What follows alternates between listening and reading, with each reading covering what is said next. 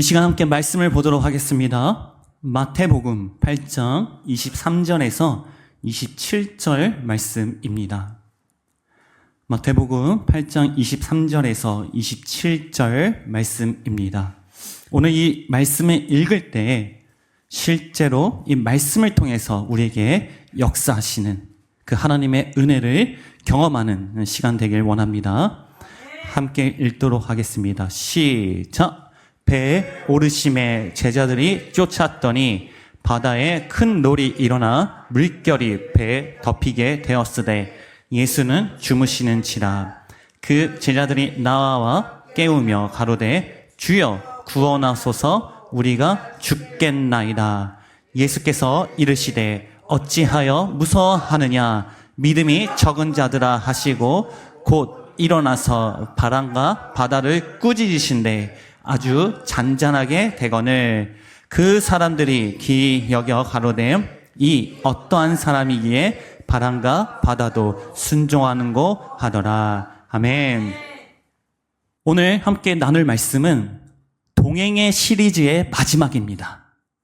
이제 동행의 결론입니다. 우리 함께 읽어볼까요? 동행은 고난이다.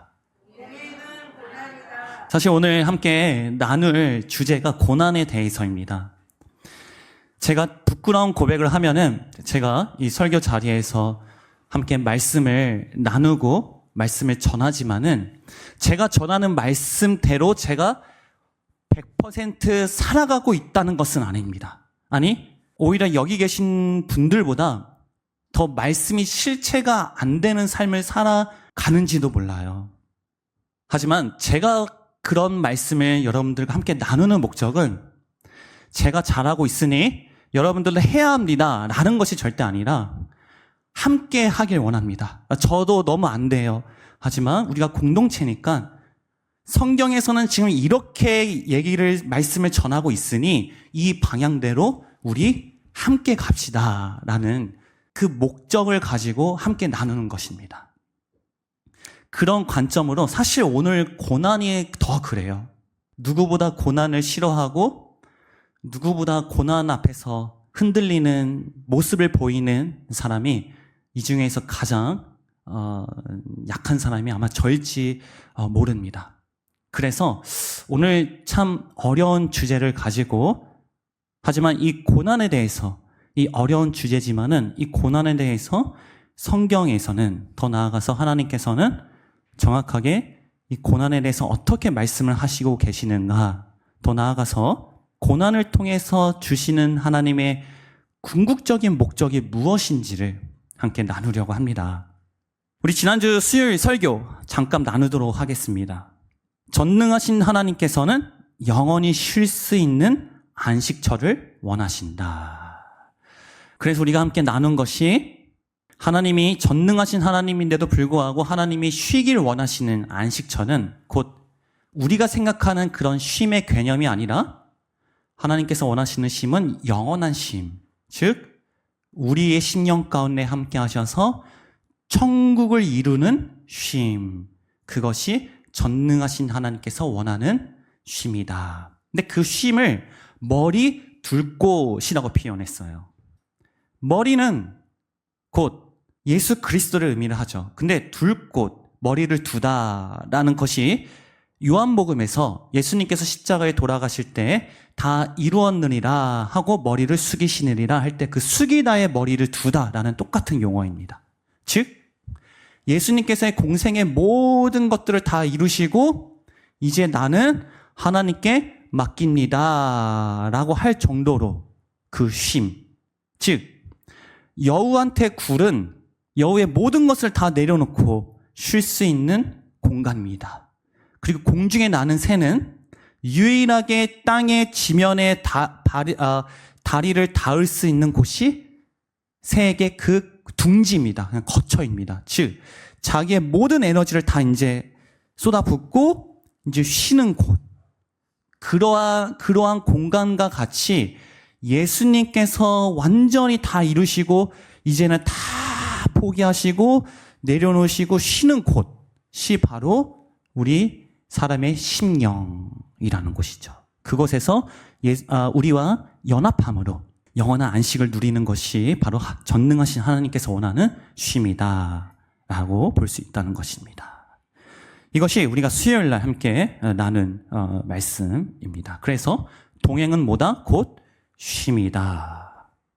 이 쉼은 우리에게도 당연히 쉼이지만은 하나님에게도 쉼이라는 것이에요. 중요한 의미는. 그래서 하나님의 안식은 곧 우리의 안식이고 우리의 안식은 곧 하나님의 안식이다. 그래서 이 안식이 처음 등장한 것이 창세기 1장의 마침표의 그 안식.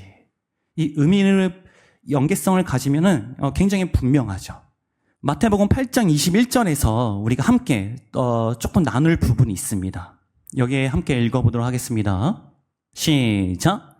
제자 중에 또 하나가 가로되 주여 나로 먼저 가서 내 부친을 장사하게 허락하소서. 아멘.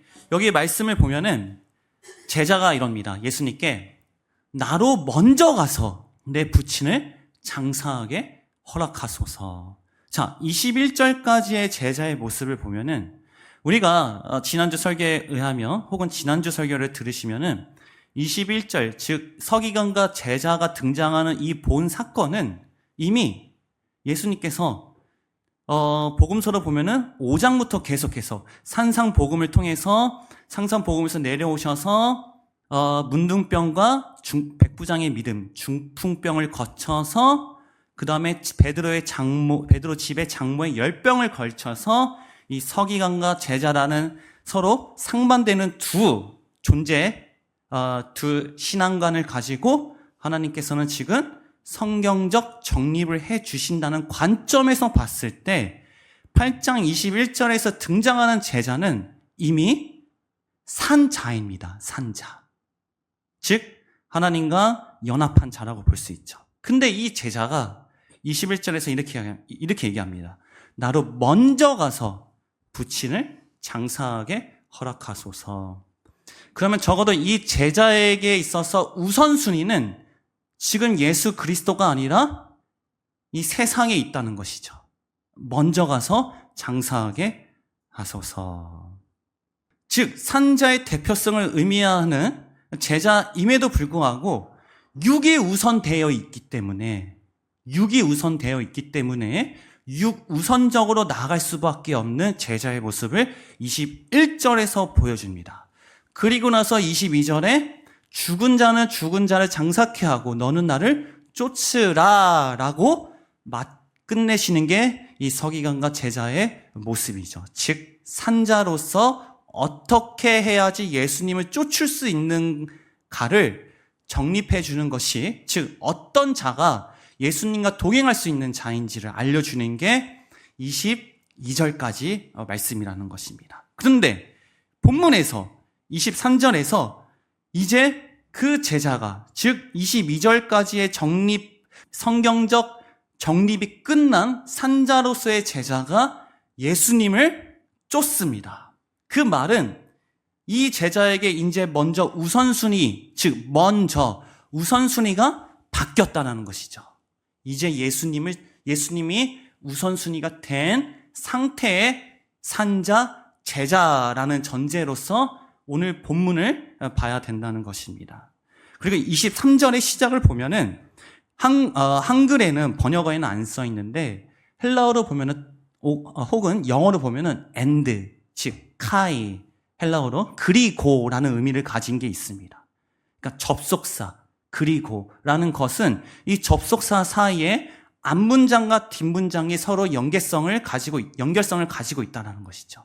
그러니까 그리고 다음의 사건을 우리가 보기 위해서는 반드시 그 전 사건의 관점으로 이걸 전제로 이걸 봐야 된다라는 것을 알려주는 것이 이 그리고 접속사입니다. 그런데 23절에서 이 접속사가 앞에서 딱 붙습니다. 그 말인 즉슨 마태복음 5장 1절부터 시작되는 산상복음, 신령이 가난한 자는 복이 있나니 천국이 저희 것임이라 라는 그 말씀으로 산 자가 된 이 제자의 관점에서 이 전제로 23절에서 27절을 봐야 된다라는 것입니다.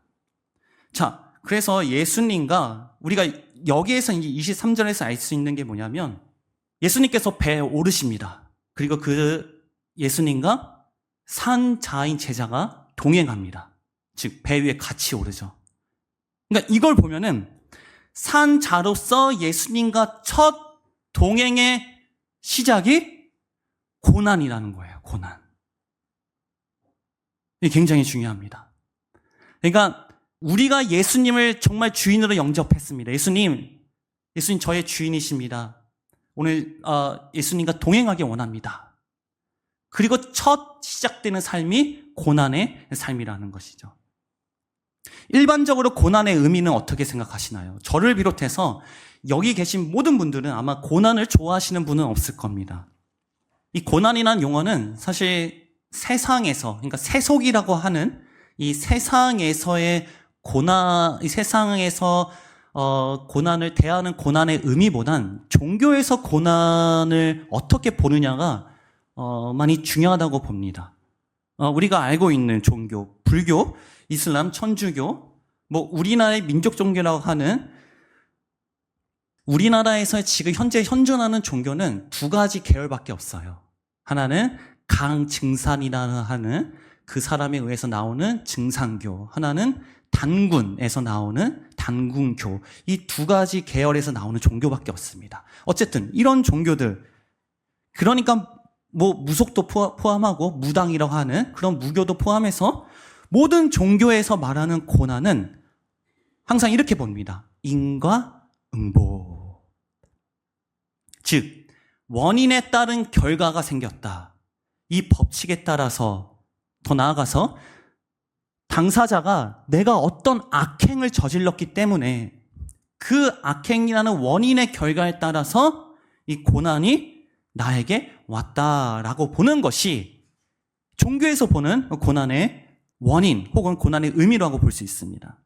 그리고 이러한 종교에서 이 고난의 목적을 이렇게 봅니다. 성장. 용어는 이렇게 써요. 뭐 육적 성장, 영적 성장이라고 보지만은 이 성장이라는 의미는 지금 기존에 있는 나의 단계보다 더 한층 올라가기 위한, 발전하기 위한 목적이 이 고난이다라고 보는 것이 세상에 종교하는 모든 종교에서의 보는 고난의 의미입니다. 성경에서는, 지금 이 본문에서는 그러면 똑같이 이 고난에 대해서 똑같은 관점으로 보는지, 아니면 하나님께서는 이 고난을 어떠한 관점으로 보는지를 함께 살펴보도록 하겠습니다. 우리 마태복음 8장 23절부터 24절까지 이제 볼 텐데요. 이제 앞으로 성경을 계속해서 차근차근 보면서 정확하게 하나님께서 이 본문을 통해서 고난이라는 것이 무엇인지에 대해서 우리에게 어떻게 말씀하시는지 살펴볼 텐데, 구체적으로 차근차근 살펴볼 테니 함께 집중해서 봐주시기 바라겠습니다. 마태복음 8장 23절에서 24절입니다. 시작! 배 오르심에 제자들이 쫓았더니 바다에 큰 놀이 일어나 물결이 배에 덮이게 되었으되 예수는 주무시는지라. 아멘. 23절의 첫 번째 단어가 배입니다. 배. 예수님께서 배에 오르시니까 제자가 그 예수님과 동행합니다. 쫓습니다. 그러면 그 전까지는 배가 아니라 평지에 있었다는 것이죠. 예수님께서. 그러면 이 평지에 누가 있었죠? 아까 서기관도 있었고 무리들도 있었고 그 속에 제자들도 함께 있었고, 그런데 이 장소적 개념이라는 것에, 즉 배라는 것에 예수님께서 의도적으로 이동을 하시면서 거기에 제자도 함께 동행하심으로써, 그러면 적어도 이 본문에서 알 수 있는 배의 목적은, 더 나아가서 예수님께서 배를 통해서 하시려는 궁극적인 의도는 우리가 알 수 있죠. 바로 뭐다? 예수님이 제자와 대면, 1대1로 대면하길 원하신다. 즉 23절 본문에서의 사건, 더 나아가서 하나님께서 말씀하시고자 하고 싶은 궁극적인 목적은 어디에 한정되어 있다는 것을 알 수 있죠. 산자인, 즉 예수님과 동행하고 있는 이 제자에게서 한정을 하고 싶어 하시는구나 라는 것을 이 배라는, 특정되고 한정된 장소적 개념을 통해서 우리가 알 수 있다는 것입니다. 더 나아가서 조금 더 구체적으로 보면 그 전절에 완전히 어디와 구분하고 있습니까? 서기관 같은 신앙과는 완전히 구별된, 완전히 구분한 전제에서 본문을 예수님께서 시작하고 계신다는 것입니다. 두 번째, 바다에 큰 놀이 일어나 태풍에 의해서 큰 파도가 치고 있다는 것이죠. 근데 이 고난이 자연적 고난입니다. 자연적 고난. 자연적 고난이라는 것은 어떤 인과관계에서 일어나는 고난이 아니라, 그러니까 사람과 사람에서 사이가 좋지 않아 생기는 고난, 어떤 타인에 의해서 그런 고난이 아니라 자연에 의해서 일어나고 있는 고난이라는 것이에요. 그러면 전적인 이 고난의 원인이 하나님이라는 걸 알 수 있다는 것이죠. 그러면 하나님께서 지금 제자를 일부러 배의 특정된 공간에서 이동을 하시고 지금 하나님께서 파도를 통해서 고난을 지금 의도적으로 주시고 계시는 거구나라는 것을 알 수 있다는 것이죠. 근데 우리가 아까 전제가 뭐죠? 산 자라소의 제자, 즉 예수님과 동행하고 있는, 즉 예수님의 우선순위입니다. 나는 우선이 바뀌었습니다. 라고 하는 신앙을 가진 그 제자라는 전제에서 지금 예수님께서 이러이러한 설정을 통해서 고난을 지금 내리고 계시다는 것입니다. 그리고 또 하나, 물결이 배에 덮이게 되었으되, 그런데 고난이 그냥 어중중한 고난이 아니에요. 광풍으로 인해서 배를 덮을 정도가 되었다는 것이죠. 즉 거의 죽기 일보 직전이라는 것입니다. 근데 여기서 저는 개인적으로 이러한 은혜를 받았습니다. 어떠한 고난이라도 죽진 않는구나. 그러니까 죽기 직전까진 가지만 죽진 않는구나. 내가 그걸 미리 겁내가지고 내가 죽는 거지 죽진 않을 정도로 하나님께서 우리에게 고난을 허락하시는 거구나. 고린도 전서 10장 3절인가요? 13절인가요? 너희가 감당할 수 있는 고난만 주신다라는 그 말씀이 떠오르는 대목이기도 합니다. 그리고 그 다음에 예수님께서 이제 더 재밌는 장면. 이러한 설정을 다 해놓고 고난을 죽을 정도로 주시면서 본인은 주무시는지라. 즉 지금 산자로서의 제자가 예수님과 동행하고 있는데 정확한 어떠한 예수님이죠? 주무시고 계시는 예수님과 동행하고 있다는 것입니다.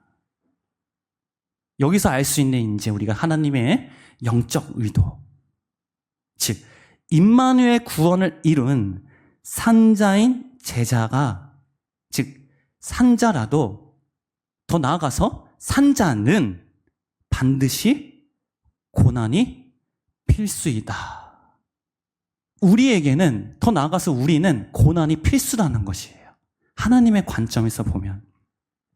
더 나아가서 알 수 있는 것은 아무리 산자여도, 아무리 예수님과 동행하는 임마누엘 구원을 이루었다고 하더라도 예수님이 주무시는 때가 있다.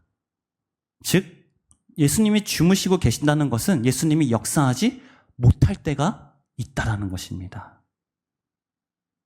그러면 여기서 더 알 수 있는 사실, 산자이지만 동행의 대상이 주무시는 예수님이면 반드시 뭐가 나에게 역사를 한다? 고난이 나에게 역사를 한다. 즉 고난을 통해서 하나님은 나에게 역사를 하신다라는 것을 23절에서 24절까지에서 우리가 알 수 있는 하나님의 의도라는 것입니다. 자, 그 다음입니다. 마태복음 8장 25절입니다. 시작. 그 제자들이 나와 깨우며 가로되 주여 구원하소서 우리가 죽겠나이다. 아멘. 주무시는 예수님을 깨우는 제자입니다. 고난을 겪게 되니까 그제서야 이 제자가 예수님을 이제 깨우기 시작하는 모습입니다. 그러면 여기서 이제 알 수 있는 사실. 하나님께서 주무시는 예수님과 동행하는 우리에게 고난을 허락하셨다는 것은 이 고난의 목적은 뭐다? 예수님을 깨워라 라는 것을 분명하게 알 수 있다는 것이죠. 그러니까 고난의 목적은 단 하나예요. 저를 비롯해서, 아니 저만 고난 왜 주셨지? 왜 주셨지? 고난이 있을 때마다 항상 질문을 합니다. 왜 주셨지? 왜 주셨지? 나를 버리셨나? 너무 힘들면 그렇게까지 생각할 수 있어요. 그런데 그거는 우리 생각이고, 그건 그 고난 속에서 너무 힘들어서 너무 힘든 심정 속에서 나오는 그런 하소연일 뿐이지, 하나님의 관점에서는 고난의 목적은 나를 깨어라 라고 주신 것입니다. 8장 25절에 보면은 제자가 이렇게 얘기합니다. 주여 구원하소서. 주여, 호칭이 주여입니다. 여기서 주여는 나의 주인 되신 주님, 나의 주인을 의미를 하죠. 그러니까 앞에 사건과 연결시켜 보면 22절에서의 산자, 즉 여기서 산자는 전적인 하나님이 주인된 자, 즉 제자는 예수님을 주여라고 하면서 나의 주인 되신 지금 예수님을 믿는 산자로서 지금 예수님을 깨우는 모습이죠.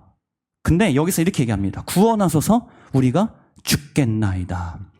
여기서 제자들이 죽겠다라고 말하는 것은 내 심령 가운데 주님이 없어서 나는 너무 공허하고 하나님이 나의 주인이 되어야 됩니다. 난 죽을 수밖에 없는 죄인입니다 라는 그런 죽음이 아니라 지금 당장의 고난 때문에 실제로 육적으로 죽을 수 있는 상황 속에서 그 죽겠다라는 의미입니다.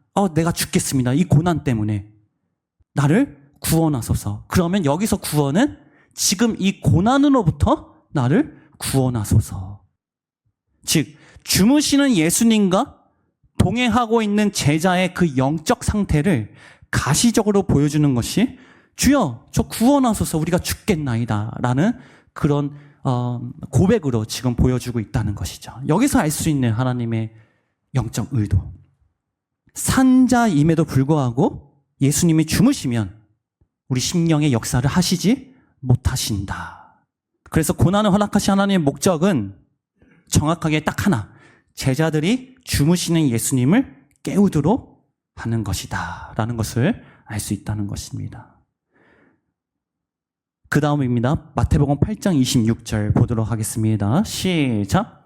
예수께서 이르시되 어찌하여 무서워하느냐 믿음이 적은 자들아 하시고 곧 일어나서 바람과 바다를 꾸짖으신데 아주 잔잔하게 되거늘. 아멘.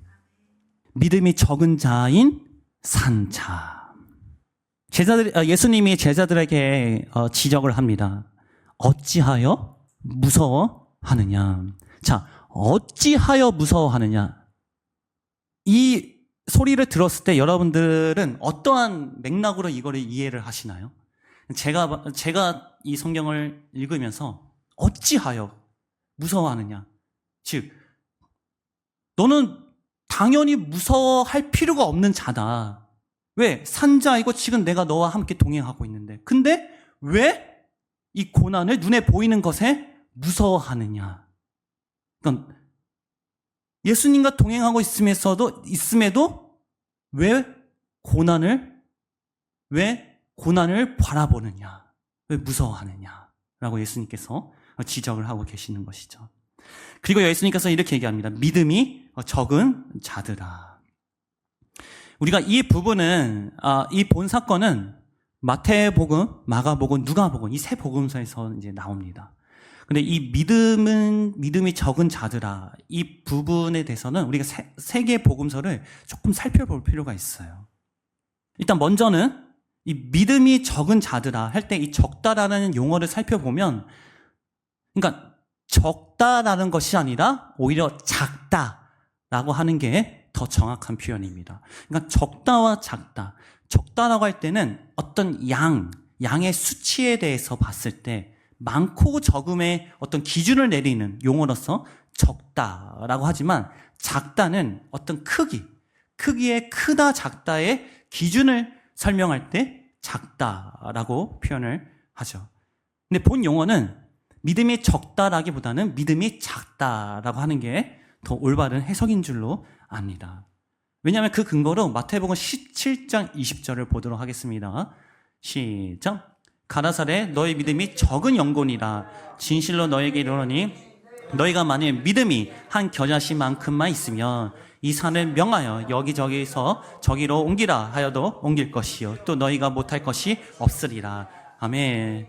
여기서 믿음을 한 겨자씨 한 겨자씨만큼, 그러니까 겨자씨라는 이 세상에 존재하는 물질 중에 가장 작다라고 볼 수 있는 겨자씨의 한 겨자씨를 가지고 믿음에 대해서 예수님께서 비유하신 것을 봤을 때 어떤 양의 수치에서 적다라는 것에 예수님께서 말씀하시고자 하는 목적이 아니라 어떤 크기로서 작다 크다의 어떤 비교로서 그 그러니까 작다, 믿음이 작다라고 예수님께서 설명을 하시는 것을 알 수 있다는 것이죠. 그러면 예수님께서 왜 믿음이 크다의 반대인 작다라고 하셨는지, 우리가 마가복음, 누가복음에서 보면은 마가복음에서는 믿음이 없다라고 표현을 합니다.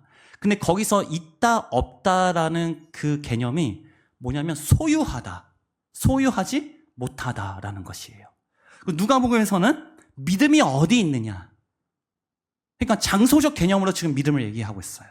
그러니까 3복음서를 다 비교하면은 믿음이 작은 자, 믿음이 어디 있느냐, 왜 믿음이 없느냐, 그러니까 실제로 존재하는 물질이어야지 설명이 가능한 맥락으로 지금 얘기를 하고 있다는 것이죠. 그러니까 아무것도 추상적인 것이라면 네 믿음이 있다 없다라고 얘기할 수 없죠. 믿음이 어디 있냐라고 얘기할 수 없죠. 추상적인 거예요. 실제로 존재하지 않는 거라면은.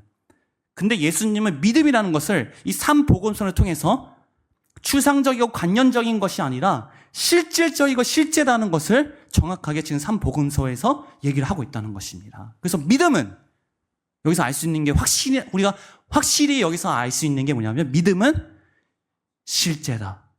절대 추상적이고 관념적인 것이 아니다. 믿음은 구체적이어야 되고 실질적이어야 되고 실질적이어야 된다. 내 삶에서 실제여야 된다. 그러면 여기서 믿음이 작은 자라고 하신 예수님의 의도. 다시 한번 이 전제를 보면은 산자로서 예수님과 동행하고 있다라는 사건이 이 본 사건, 이 고난에 대한 전제라는 것입니다. 그런데 이 산자임에도 불구하고 동행하고 있는 예수님은 주무시는 예수님. 산자이지만 심령 가운데서 실제로 역사하지 못하고 계시는 예수님. 더 나아가서 산자이지만 지금 이 예수님과 관계성이 없는 그 관계성. 그러니까 여기서의 믿음이 작은 자, 여기서 작다라고 실질적인 그 믿음은 이 산자로서 제자는 산자로서의 최소한의 믿음이 있다는 것이죠. 근데 작은, 즉 큰 믿음, 즉 산자로서 제가 지난번에 동행은 영원한 것이다. 그러니까 영원성에서 계속 화목한 관계, 예수님의 깨어있으면서 역사하시는 그 믿음은 아니라는 것을 지금 예수님께서는 지적을 하고 있다는 것입니다.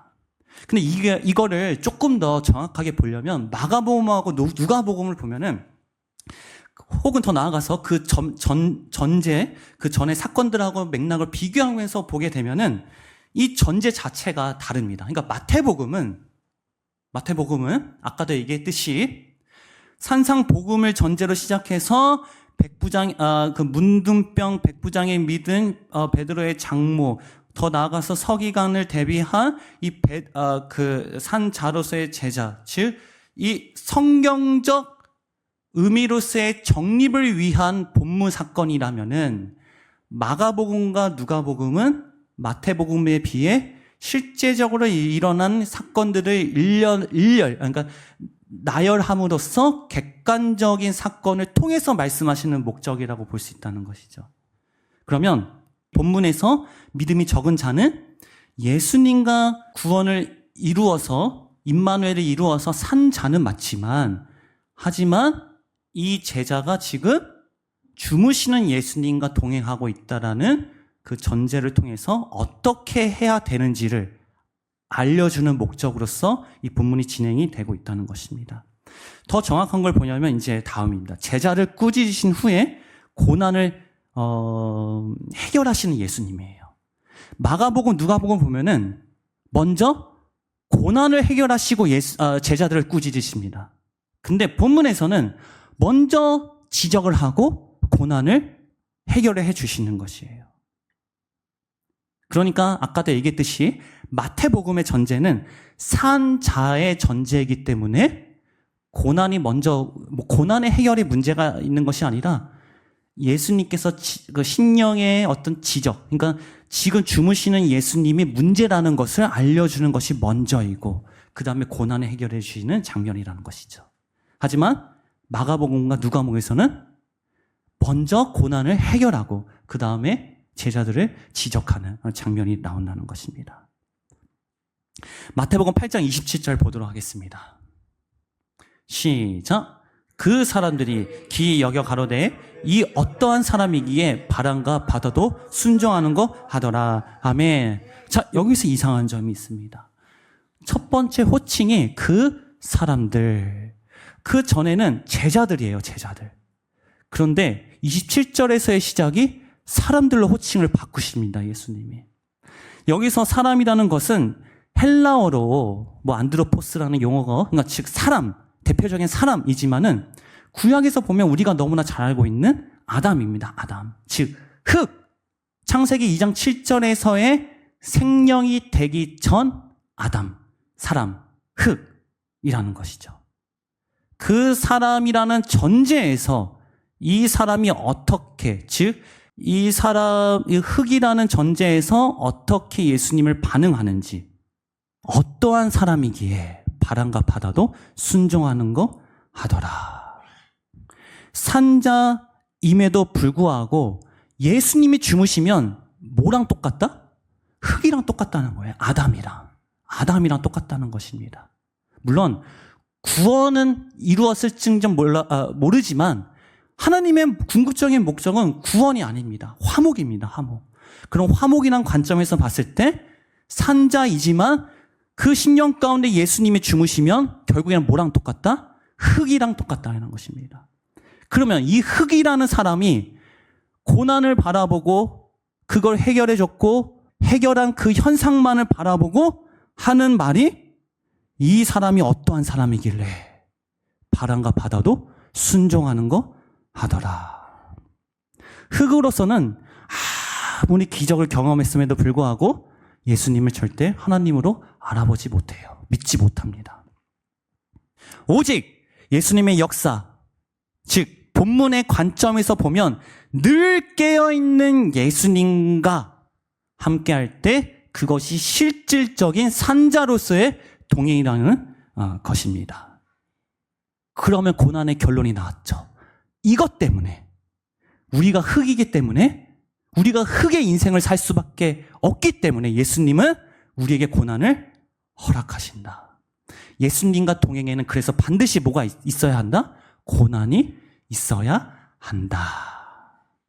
라고 제가 지금 말씀을 드리고 있지만 저도 고난이 너무 싫어요. 솔직한 심정입니다.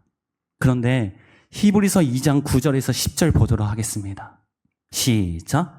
오직 우리가 전사들보다 잠깐 동안 못하게 하심을 입은 자 곧 죽음의 고난을 받으심을 인하여 영광과 존귀로 관쓰신 예수를 보니 이를 행하심은 하나님의 은혜로 말미암아 모든 사람을 위하여 죽음을 맛보려 하심이라. 만물이 인하고 만물이 말미암은 자에게는 많은 아들을 이끌어 영광에 들어가게 하시는 일에 저희 구원의 주를 고난으로 말미암아 온전케 하심이 합당하도다. 아멘.